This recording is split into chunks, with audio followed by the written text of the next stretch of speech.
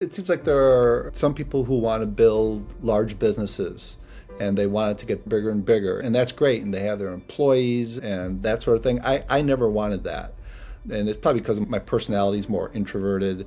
I just wanted to have a certain number of clients and just work with them. I mainly looking for a paycheck, basically.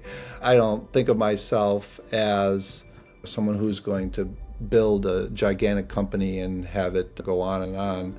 And fortunately, I did build this business the way I wanted.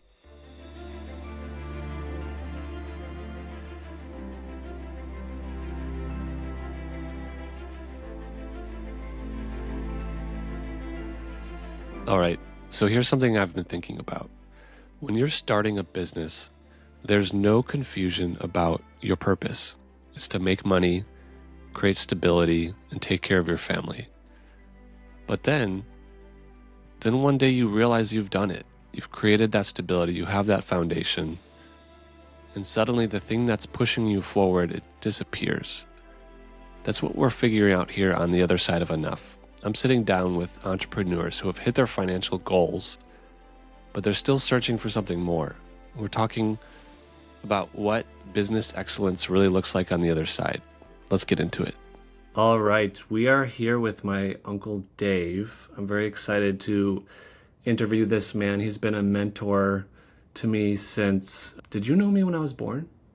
Yeah, for sure. He's been a mentor to me since birth. I see him every few years now. And I think my favorite thing about him is that he's always encouraging, always interested in the projects I'm working on.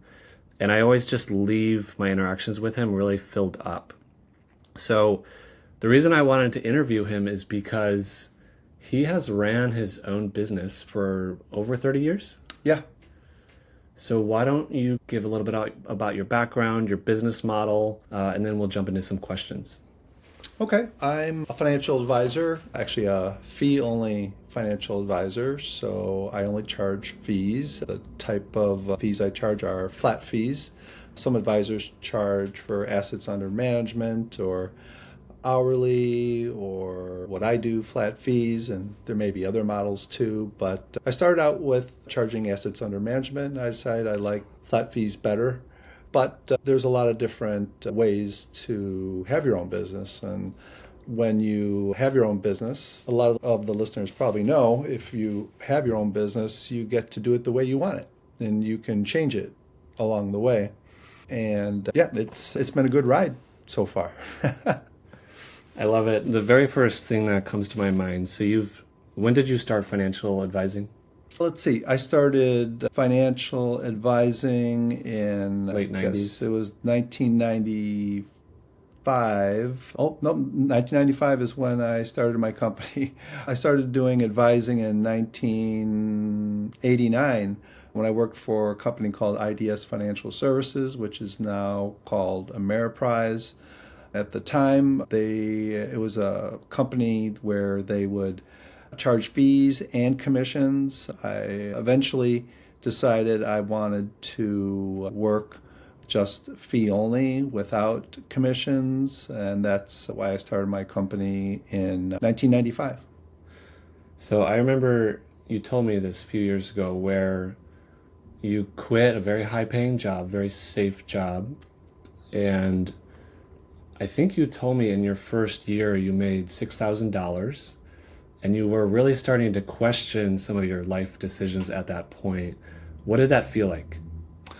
Yeah, that was just starting the business was difficult because I remember talking with my wife, Ellen, before I started it and telling her that it's possible I won't make any money the first year, or we may have to take some money out of our savings to get it going.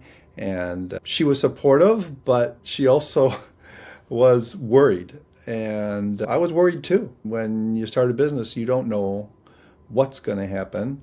But I thought I was at a point where I thought I could do it my way, do it better than some of the employers I had been working for.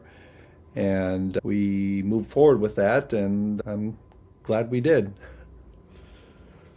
So you were financially advising through the dot-com crash and then also the 2008 crash.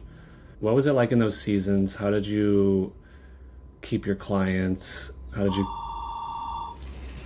We could pause it. Yeah, sorry. That's right. So you were financial advising through the 2001, 2002 dot-com crash and then also the 2007, 2008 real estate mortgage collapse. Talk to me through your feelings. How did it feel emotionally? Was your world collapsing? How were your clients reacting? How did you handle those conversations? What was that like? Yeah, 2000, 2001 wasn't too bad for me because I stick with diversified investments like mutual funds, ETFs, and at that time, a lot of the problems, the bubble was with individual stocks. Now, of course, some of those individual stocks were in the mutual funds that made them go down, but it wasn't like my clients had some really significant decreases in their portfolios. So I was fortunate there. 2008, 2009, that was tough because we saw a lot of portfolios going down. And fortunately, my philosophy has been to set an asset allocation in small company stocks, medium company stocks, large company stocks, foreign stocks, real estate, bonds, money markets, have certain percentages that are best for the client. And when I say stocks, I diversified investments like mutual funds and ETFs.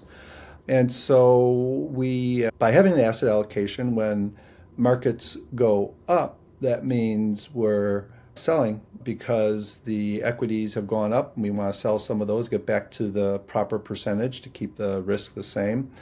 And then when markets go down, we're buying into equities when the stock markets go down. Now, I recommended that all my clients rebalance during that time period. And I had about a third of my clients say, no, Dave, I'm scared. I don't want to do anything. I don't want to rebalance. I just want to hold on tight. And then I had another third that said, Dave, I know you want me to rebalance, put more money into equities, but I see the stock market going down, so how about we go halfway to rebalancing? I said, oh, okay. If that's what helps you to hang in there, then that's what we'll do. And then I had the last third of my clients say, hey, Dave, I'm with you. It's time to rebalance. Let's do it. And those clients that last one third that said, Dave, let's do it. Let's do the full asset reallocation and the rebalancing. They have done very well because they made a lot more money later when the markets went back up. I don't do market timing, but doing rebalancing forces you to do the whole buy low, sell high, which is such a simple concept, but most people don't do it. There's a lot of people who, when the markets are going up, what do they want to do? They want to buy more equities.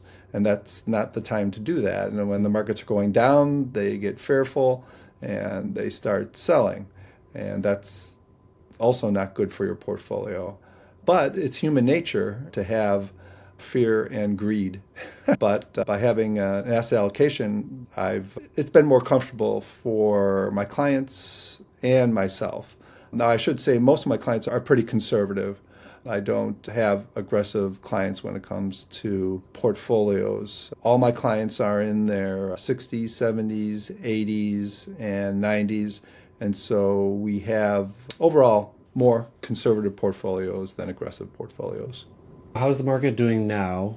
And what's the sentiment with a lot of your clients? Oh, right now, the market's doing great. Some of the stock markets are hitting all-time highs. And so during these times when I visit my clients, it's all about looking at their portfolio. Their equity allocations will be higher than they should be. And so I recommend shaving some of that off, doing a little bit of selling to get back to the percentages that they should be. So we're doing the selling at a high. And that's been working out fine. And clients are more happy when the markets are going up Yeah. than when they're going down. Right now, it's a good time period. But I do every Every few years, I'll send out a note to clients saying we have to be ready for the downturn because it's going to happen because Right. it always does. And it's best to stick to our philosophy of diversification, rebalancing, no market timing, those sorts of things. So, one thing I've noticed about you is you're very logical, you're very stoic. Maybe this is an oversimplification, but the way I view financial advisors is you're paying them to stop you from making dumb decisions during emotional times.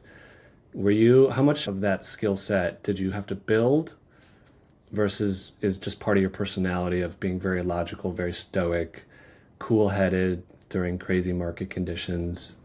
I'd say mostly my personality is more laid back, and so that helps during the markets having a lot of volatility.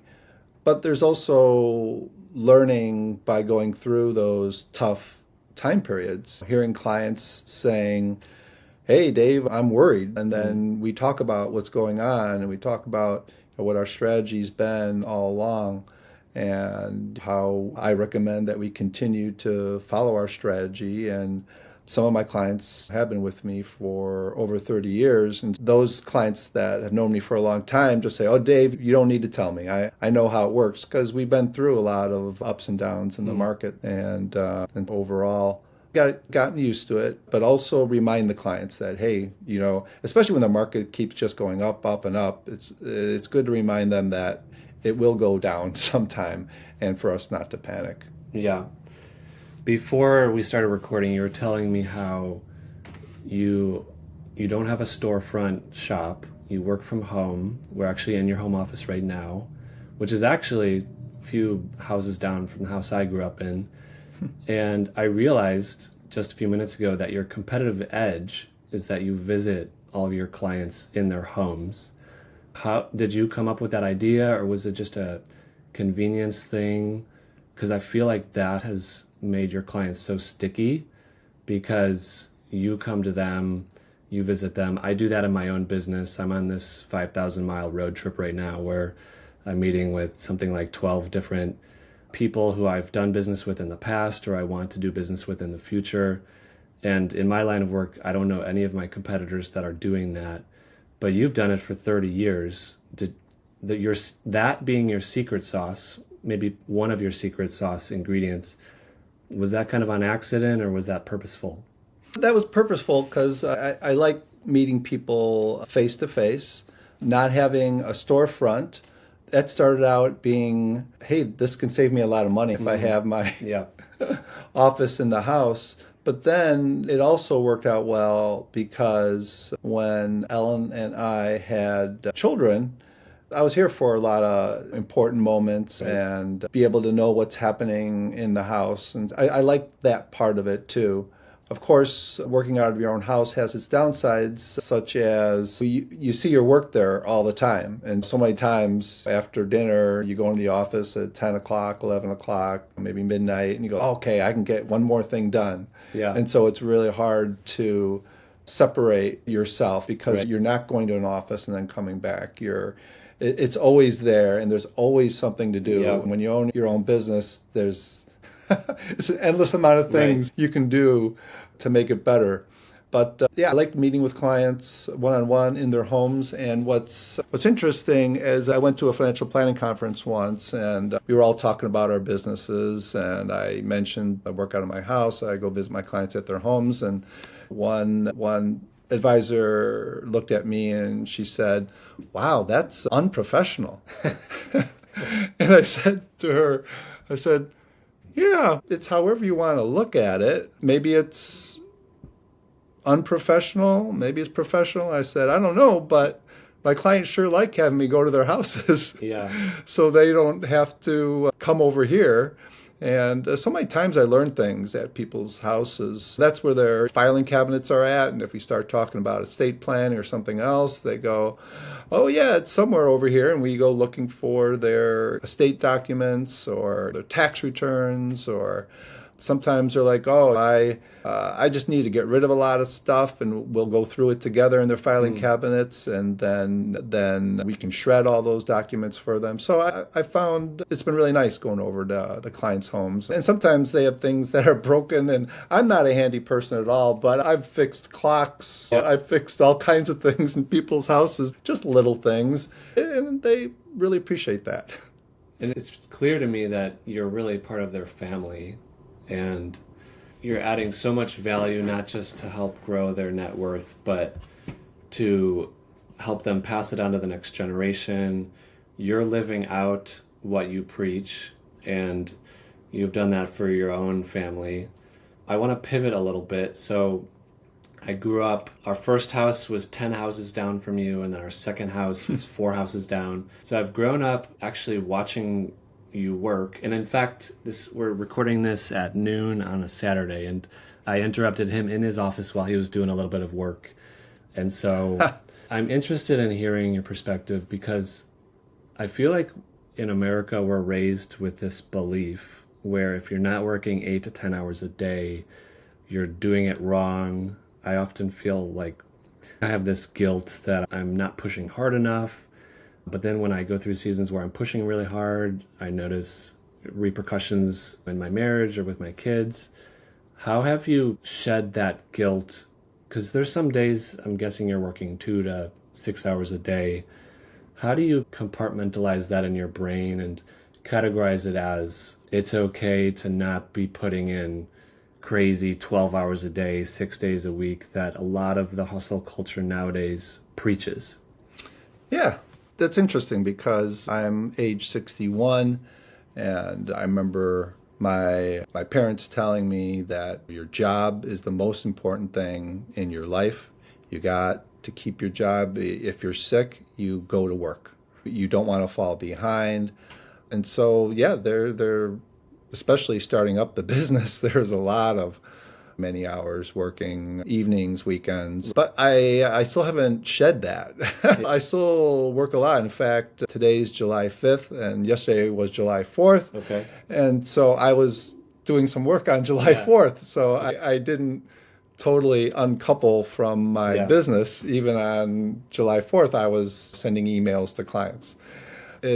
But again, it goes back to having your own business. There's always something there to do.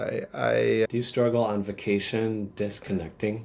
On vacation, I do pretty well. If it's a longer vacation, like 1 or 2 weeks, then I'm fortunate. I have an assistant, Sally. She lives next door, and she has been working here over 20 years, so she knows all the clients very well.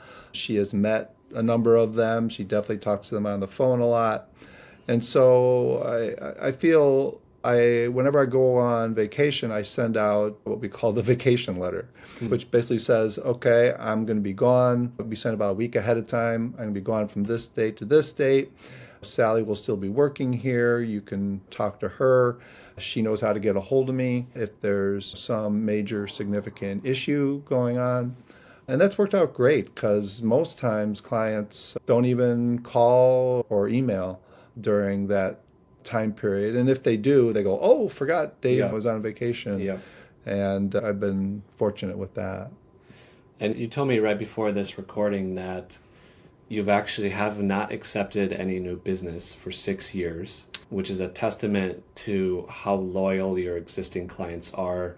Also, it's a testament to how you've somehow figured out in this American hustle culture to not be constantly climbing this wealth ladder where you're trying for more and more. I've seen you guys throughout my childhood into my adult life. You always have very reasonably priced cars. You maintain them well. You keep them for a long time. And I feel like you have figured out really a big key lesson that takes many people decades to realize, which is after you've provided for your basic needs, money doesn't really add extra happiness. And so you figured that out early, and that allowed you to be super involved in your kids' activities, sports. You've even come to You drove 8 hours north to visit me at Michigan Tech Ha! multiple times. Yeah, I remember that. You've showed up to my cross country meets. You've I'm almost getting choked up. You've been very involved in people's lives. Is there any kind of like wisdom in there, or do we all just need to learn that lesson ourselves? And some people learn it early, and it takes others decades to learn. Yeah, it seems like there are some people who want to build large businesses and they want it to get bigger and bigger. And that's great. And they have their employees and that sort of thing. I never wanted that. And it's probably because my personality is more introverted. I just wanted to have a certain number of clients and just work with them. I mainly looking for a paycheck, basically. I don't think of myself as someone who's going to build a gigantic company and have it go on and on. And fortunately, I did build this business the way I wanted. And then, yes, 6 years ago, I decided I wasn't going to accept any more new clients. I'm just going to work with my existing clients. And that was recommended to me by another financial advisor who was about age 70 when he left or he sold his practice at that time. And I said to, when I was talking to this other financial advisor, I said, yeah, my plan is to keep working with my clients, not accepting new clients. And then over time, since I work with only clients who are older than me, they will unfortunately pass away. But then that'll free up time for me so I could slowly go into retirement. And I remember talking to him about that. And at the time, maybe I was like 50. And he said, well, you better start that soon. Because he said, you start adding new clients and they could live another 30, 40 years. And so that's when I decided that at age 55 is the time when I would stop accepting new clients. Have you gone through a season because your business model is so long term? These are relationships that last over decades. Have you gone through a season where you've been bored or you feel trapped? You feel like you have golden handcuffs? Have you wanted to try other things and just stuck with what works? What has that looked like? Yeah, it's interesting. There are times when the business is hard and you're putting in a lot of extra hours and you just happen to have a lot of things going on at the same time and you're thinking, oh, maybe I should retire sooner rather than later. But it's worked out well the way it is. I'm trying to remember. Could you ask Kind your of question like again? being bored, being in a Ah, funk. yeah. Um, did you just gut it out? And what was that like if you've gone through a season like that? Yeah, fortunately, I haven't been bored. In this, being a financial advisor, there's always something going on. Hmm. I mean, I read a lot of different news sources every day just to be prepared for my clients. I'll look at five, six, seven different news sources, and there's always something going on that you have to be like, oh, okay, I gotta. There's new tax laws, new estate laws. There's something happening in the world that could affect the client portfolio. So luckily, I haven't hit that Mm. boredom. I have been doing the same type of work for the last 30 years, Yeah. but it's still enough excitement to me that keeps me interested. Have you gone through seasons of extreme stress? And what was it like? How did you handle it? Yeah, the most extreme stress I would say is whenever my computers go down. Okay. Oh man, that's tough because if you're an employee at a company, you just say, "Oh, computer doesn't work," and then you have the IT department that takes Right. care of it for you. It either fixes it or gets you a new one. And when you're on your own, like me, where it's just myself and assistant, you have Right. to do something. Otherwise, your business stops. Yeah. And luckily, I found a computer person that I like and hire and can come out reasonably quickly. He has a day job Okay. where he works on computers. Like in the evenings, he can Right. come over and weekends. And he's done that, but there have been some times when he said, okay, I can't make it for 2 or 3 days. Yeah. And so then I don't have access to anything. Now, it's a little bit easier now that I have more computers, but Yeah. back many years ago, I only had two computers and One was the server, one was the workstation. And then if one of those goes down, I can't access anything. And those were the hardest times. And those are the things I worry about the most, and why now I have mirrored drives and backup constantly. And I have more drives ready to go to put in there Yeah. at a moment's notice. So that's been the most worrisome type of thing. And in fact, one of the times I was working with a computer person trying to get my computer started up, and we were having a family party that at our house, and when we were living in Naperville. Right now we live in Palatine, but this is when we were living in Naperville. And here's Ellen putting together this party, and I'm you're all supposed to help. stressed out, And I am stuck in Yeah. my office with the computer in person. crisis mode. In total crisis mode. And in fact, during that party is when the computer guy was telling me he was trying to get it working, the computer working, and that's when I only had one computer. That was it, just Yeah. one. And he said, I'll never forget this. He said, "I'm sorry, Dave, I lost it all." Really? And all the data was gone. Wow. He Huh. and all I was doing is I think we were trying to do like an update or something. Yeah. It was just something supposed to be simple, but it lost all my data. Wow. And luckily I had backups, but these backups weren't the greatest backups. They were like on these little Floppy disk. tapes. Yeah. It wasn't floppy disks, Yeah. but that'd be funny if it was on floppy disk. But it was just something that I was just hoping I could Yeah. get the data from. Yeah. And luckily we did, but it took us weeks, 4, 6, 8 weeks to get my business up and running again, Yeah. using those backups, because it doesn't have the programs backed up. It was just the data. And then you got to get the program. Oh, that was tough. I can relate to that feeling. I've had multiple events in my own entrepreneurial career where you just hit such a low, an emotional low, and everything seems to be crashing in on you, and you're thinking if people are going to sue you, if you're going to lose half your income overnight.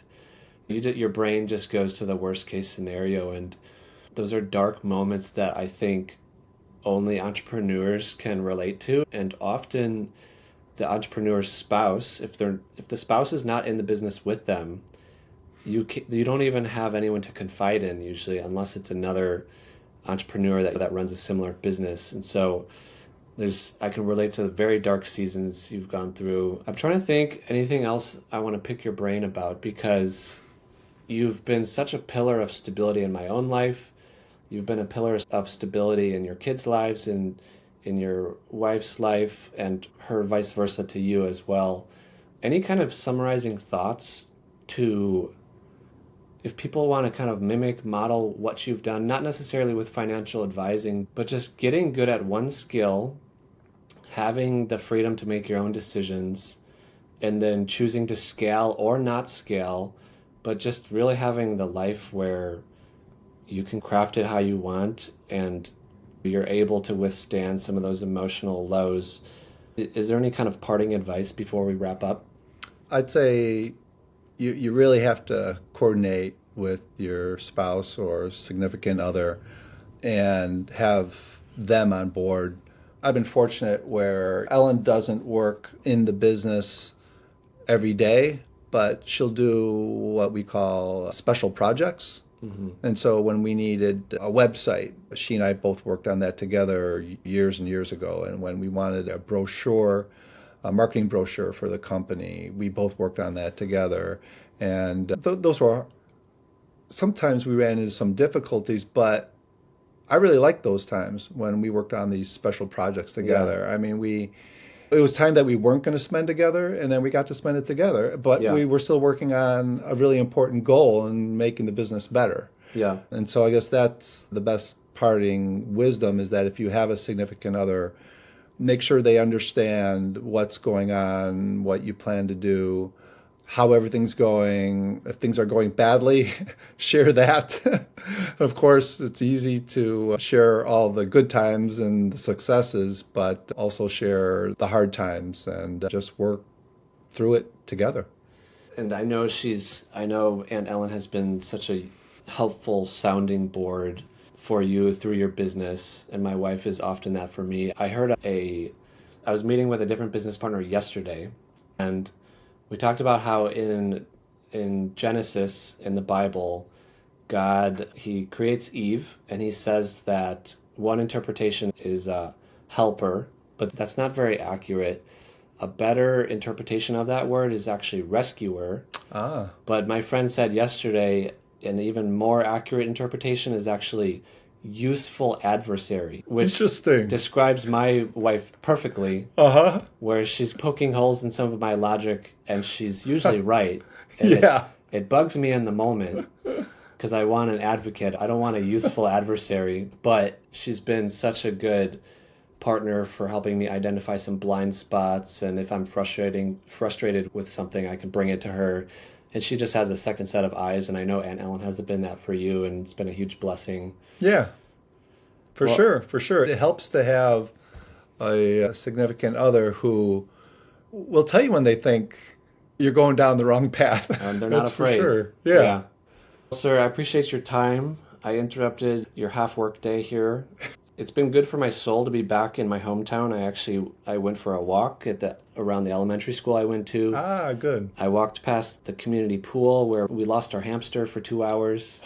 And I walked past the basketball court where they would flood it every winter and make a skating rink. And it's just been really good to go through some memories and really feel rooted, because since my life, since turning 18, I've been in a new place about every 2 to 3 years. It's just good to feel that I have roots, and you guys haven't moved from this house in 25 years or something, and it's always nice to come back every few years and really just go through some memories and just feel some nostalgia. So appreciate you, sir, and thanks for being on. Oh, you're welcome. I appreciate you too, and glad you came back. All right, that's it for today. I hope this conversation got you thinking and maybe even questioning a few things. And that's the point. This isn't about having all the answers. It's about figuring it out together. If this episode resonated with you, share it with someone who might need to hear it. And if you want to keep exploring these ideas, make sure to subscribe and follow me over at theothersideofenough.com. Let's keep the conversation going and see you next time.